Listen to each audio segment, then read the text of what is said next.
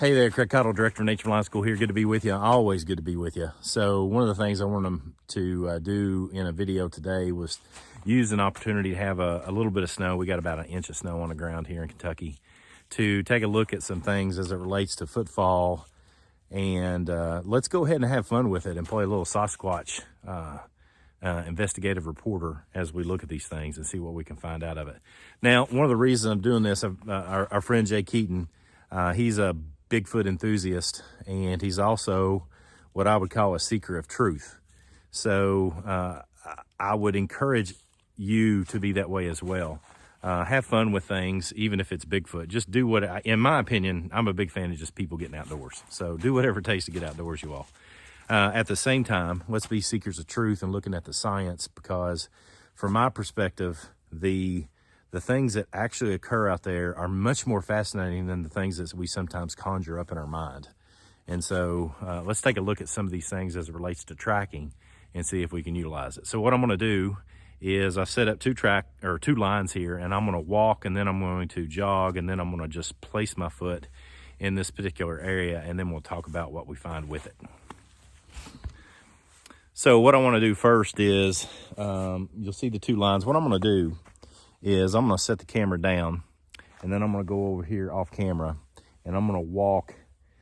Well, I'm actually going to walk, and then I'm going to jog, and then I'm going to run, and then I'm going to do a couple other things with how I land inside this pit. Then I'm going to take the camera off the stand, and we're going to look at these things individually and talk about some lessons learned.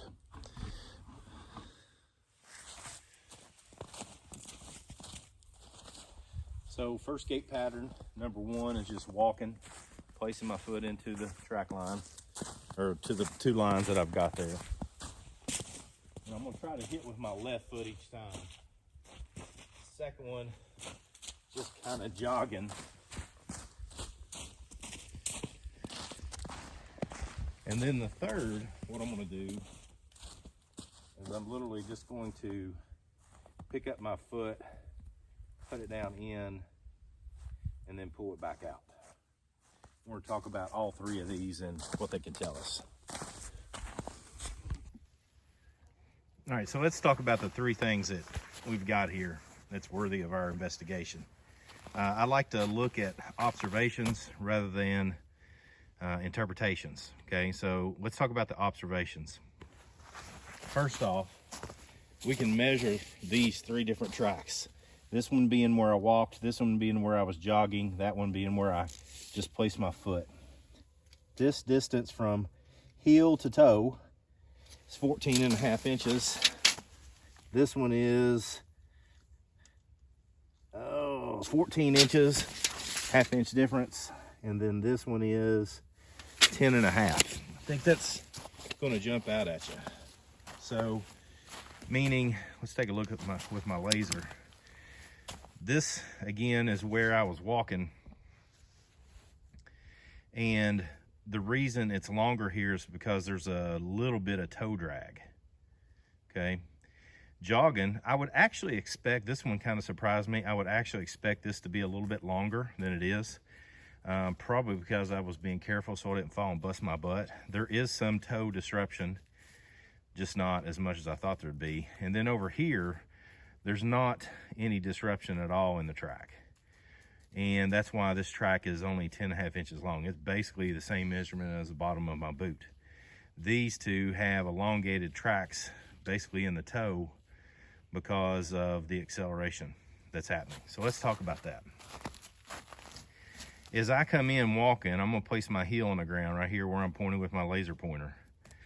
And that's why it's a pretty definable track, because I'm gonna pour my weight into it. Now, there's a lot that happens here. There's a whole lot that happens in the mid-foot roll, and I'm only going to talk right now briefly on the multitude of things that can happen here. This is a lifetime study right here, just looking at one track, you all. If you have interest in that, then pick up Ty Cunningham's book, Sporology. He goes into infinite detail on stuff that's happening inside this track, so I highly recommend it. So this particular toe disruption you'll see right here stops about, I don't know, about an inch into the track. Whereas you can see the snow that's been disrupted here travels all the way back nearly to the middle of the foot. And then there's virtually no disruption here. Now, a lot of this is occurring because I was accelerating and I pushed this debris back into my footfall. You can go back and watch that portion of the video too.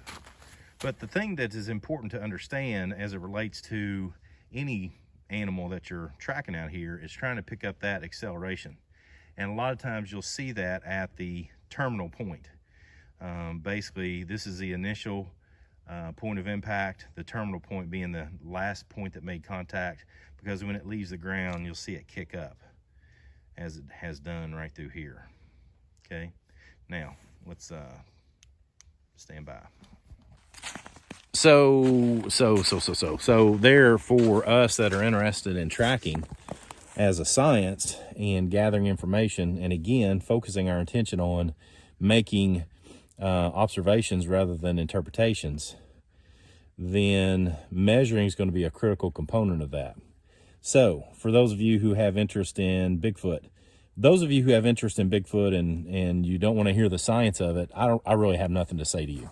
Now, those of you who have a passing interest in Sasquatch and are also seekers of truth, and that's who I'm speaking to. As you get an opportunity to look to the cast that you'll come across at different events, you'll note that you almost always see a full heel and you almost always see a full toe. And the cast that's made, there's very little disruption, if any, that's shown.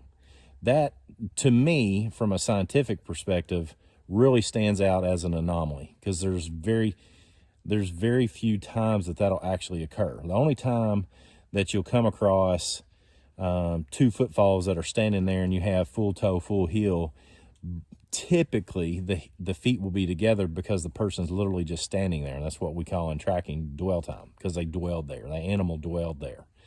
And so you'll see two together. So if you have an opportunity to get two together, why wouldn't you do it? But typically what we're seeing are individual track casts, and you've got a footfall, which is an indicator of, okay, there was movement, there was a gait pattern of left, right. However, the entity, the animal, if you will, was picking a foot up, putting it straight down, and doing like that. And it would surprise me if an animal actually walks like that, a bipedal Sasquatch or Bigfoot or what have you. Again, I had a very weird experience when I was a much younger person that kind of points that direction, but since that's the only thing I've ever come across that was data that was right in front of me, information right in front of me that I thought was valuable, you know, there's too much other things out there that point to it not being that. So, but that said, for those of you who have enthusiasm about Bigfoot and it gets you out in the woods, then I say go for it. Get out in the woods, hit those trees, make those sounds, try to get that video, enjoy yourself, to be out in the outdoors and enjoy yourself, but also be a seeker of truth.